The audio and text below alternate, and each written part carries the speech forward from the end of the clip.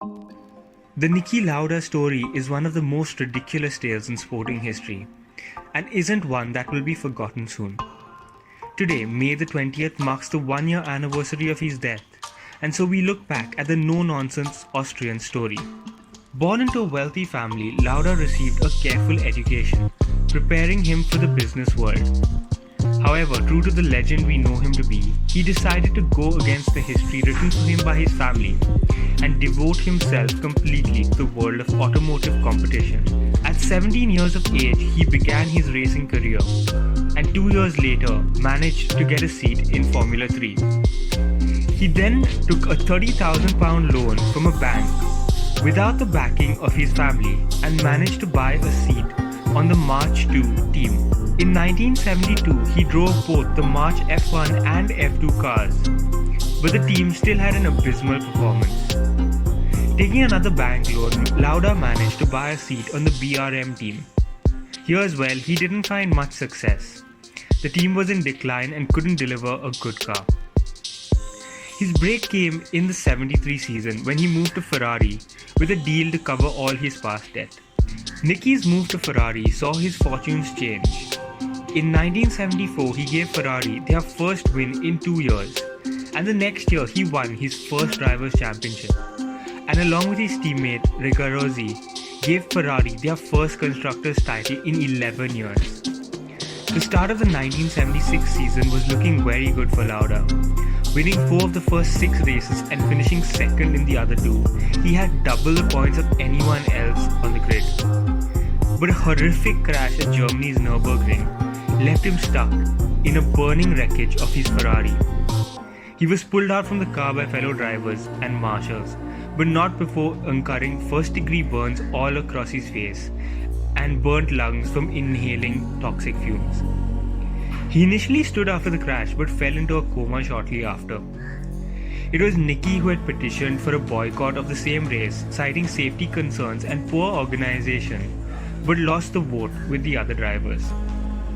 Things were looking bad for him as he healed from his injuries, and he was even given his last rites. However, overcoming all odds, he recovered from his injuries, and 6 weeks later, still with fresh burns bandaged, he managed an impressive 4th place finish. However, his rivals were closing in, and at the last race he was only 3 points ahead of James Hunt at the Japanese Grand Prix. The race was hit by torrential rain, and Lauda, after just 2 laps, decided it was too unsafe to drive and retired his car.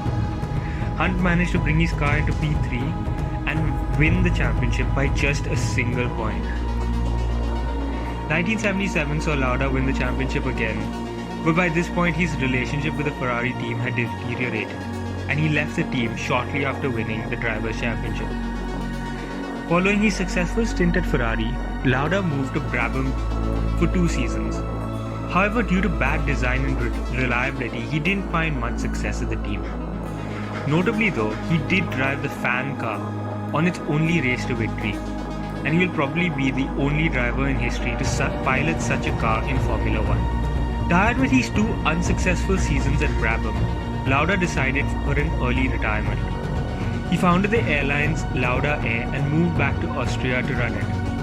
However, never one to sit by the sidelines, he got his commercial pilot's license and sometimes acted as pilot on his aforementioned airline. Lauda came out of retirement in '82 for a record salary to drive for McLaren and proved to be a big asset in the transition from Cosworth Ford to the tag-branded Porsche engines. He finally won his 3rd championship with McLaren in 1984, edging out his quick younger teammate Alain Prost by just half a point. 1985 did not prove to be a strong year for Lauda, retiring from 11 of the 14 races, mostly due to injuries. At the end of the season, Lauda retired from F1, this time for good. However, he never really did leave the paddock. In '93, he returned to Ferrari as a consultant and was part in bringing on the Schumacher era. In 2001, he became principal for Jaguar, and most recently, he was signed in the capacity of non-executive chairman for Mercedes-AMG F1 team, his most successful endeavor out of the cockpit. He was instrumental in building the team and is cited as one of the reasons Mercedes managed to sign their star Lewis Hamilton. Niki Lauda, besides being an amazing racing driver, was a maverick, and 1 year on, his presence is still missed in Formula One.